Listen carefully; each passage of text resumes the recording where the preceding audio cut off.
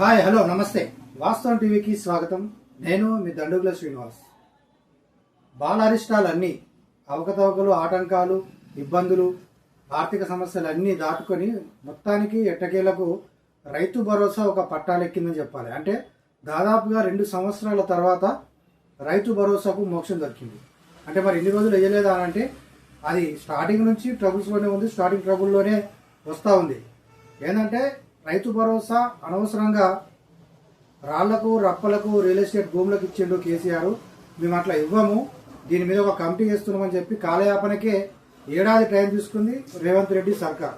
ఆ తర్వాత ఆ కమిటీ రిపోర్ట్ వచ్చింది, వచ్చింది సీలింగ్ 10 ఎకరాలకు పెట్టాలన్నా, ఆ పైన వాళ్ళకు పెట్టాలని అనుకుంటూ 1,00,000 ఊహాజనిత కారణాలతో చక్కర్లు కొట్టి ఆఖరికి మొన్న రీసెంట్లీగా జనవరిలో అంటే ఈ సంవత్సరంలోనే యాసంగి పంటకు షురూ చేసిన అంటే ఆ ఎమ్మెల్సీ ఎలక్షన్స్కు ముందు షురూ చేసిన సర్కార్ ఒక 3 ఎకరాల లోపు కొద్ది మందికి మాత్రమే రైతులకు భరోసా చేసి ఎలక్షన్ కోడ్ అని అదని ఇదని ఆపేసింది. తర్వాత నిధులు లేవని ఇంకేవో కారణాలతోని మార్చి 31లోగా అందరికీ యాసంగి పంట రైతు భరోసా వేస్తామని చెప్పి వేయలేదు. ఆ తర్వాత ఇప్పుడు మళ్ళా జూన్ 16న దీనికి ఒక మంచి కార్యక్రమం పెట్టుకొని దాన్ని ఒక లాంచింగ్ ప్రోగ్రాం లాగా చేసి మొత్తానికి రానున్న లోకల్ బాడీ ఎలక్షన్స్ ఉన్నాయి, స్థానిక సంస్థల ఎన్నికలను దృష్టిలో పెట్టుకొని ఎట్లాగో వేయక తప్పదు. రైతులందరూ కూడా ఎంతో నిరాశతో ఉన్నారు. ఇంకా రాలేదు కేసీఆర్ అయినా ఏముండే ఏదో కింద మీద పడి అప్పు చేస్తున్నా ఏం చేస్తున్నా కానీ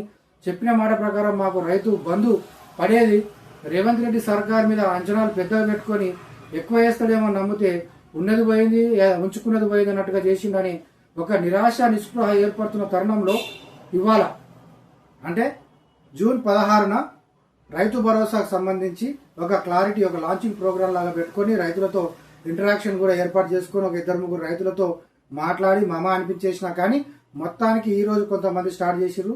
16న ఈ వారం రోజుల్లో 9 రోజుల్లో 9,000 కోట్లు టోటల్గా అందరు రైతులకు కూడా ఎకరాలతో పరిమితి లేకుండా, సీలింగ్ లేకుండా ఎన్ని ఎకరాలున్నా అందరికీ కూడా రైతు భరోసా వేస్తామని చెప్పి సీఎం ప్రకటించి చాలు చేసిండు.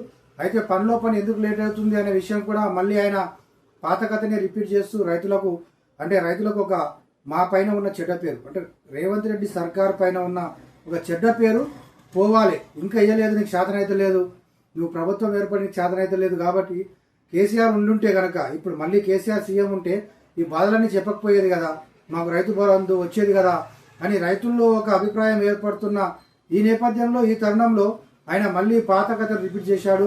8 లక్షల కోట్ల అప్పులు నా నెత్తి మీద వేసిపోయిండు, వాటి మిత్తిలు కట్టలేకపోతున్నా, మొత్తం రాష్ట్రాన్ని రావణ కాష్టం చేసిపోయిండు. ఇంకా వచ్చి రాగానే నాకు సమయం ఇవ్వడం లేదు, ఎప్పుడు గవర్నమెంట్ పడిపోతుందా, ఎప్పుడు అధికారంలోకి రావాలన్నా, ఎవరు వచ్చినా కానీ ఒక పైశాచికానందం పొందుతూ శవాలపై అధికారాన్ని సమాధులపై అధికారాన్ని చేజెక్కించుకునే శవరాజకీయాలు చేస్తున్నారంటూ మళ్ళీ పాత కథ రిపీట్ చేసినా ఎవ్వరూ వినే పరిస్థితిలో లేరు రైతులు, జనాలు కూడా. ఎందుకంటే ఈ అప్పులు ఈ లొల్లి అంతా మాకు అవసరం లేదు, నిన్ను గెలిపించినాం, నువ్వు ఏం చేస్తావో మాకు చేసి పెట్టు. ఒకవేళ నీ ప్లేస్లో కనుక కేసీఆర్ ఉండుంటే మాకు ఇవన్నీ చెప్పేటోడా?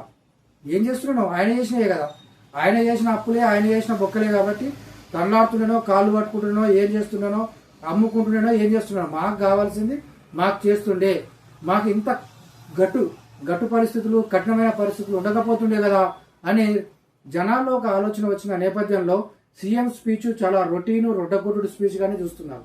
అప్పులు చేసిండు, అవి చేసిండు, ఇవి చేసిండు, నా నడుమిరి కొట్టిండు, నిలబడడానికి శాతం లేదు, చెప్పులు చూసి పారిపోయే పరిస్థితి ఉంది, అప్పులు ఎవరు చేసేటట్లేరు అని ఎన్ని చెప్పినా అప్పుల మీద ఇక జనాలు వినే పరిస్థితిలో లేరు. నువ్వు మాకు టైంకి వేస్తావా వేయవా రైతు భరోసా? నువ్వు పెంచుతా అన్న 5,000 ఏమో కానీ ఆ 2,000, 100, 1,000 ఎంత వేస్తావో పెంచు, అవైతే వెయ్యు టైంకు.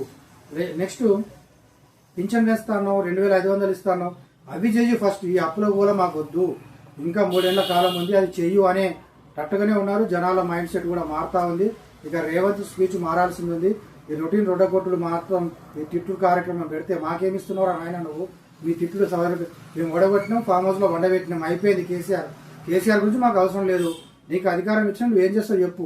ఊకే ఆడి మీద దుమ్మెత్తి పోస్తా, ఈ మీద దుమ్మెత్తి పోస్తా అంటే మేము ఇక్కడ అప్పుల పాలైపోయి రోడ్డున పడ్డాము, మా పరిస్థితి ఎందుకు ఆయన అది చూసుకో ఫస్ట్ శాతగారానికి ఇచ్చిన మా అని అనిపించుకునేటట్టుగా చేసుకోకు అని జనాలు మాత్రం చీదరించుకునే పరిస్థితి ఉంది సీఎం స్పీచ్ పైన.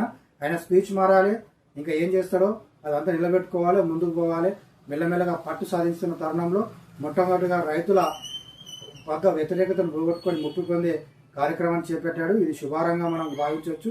ఇక ముందు కూడా ఇలా పోతూ ఉండాలి తప్ప, పనులు చేస్తూ ఉండాలి తప్ప దుమ్మెత్తిపోయాడాలు ఆపేసి జనాలు కష్టాల్లో ఉన్నారు, వాళ్ళని ఒడ్డు చేర్చే ప్రయత్నం అయితే చేయాల్సే ఉంది.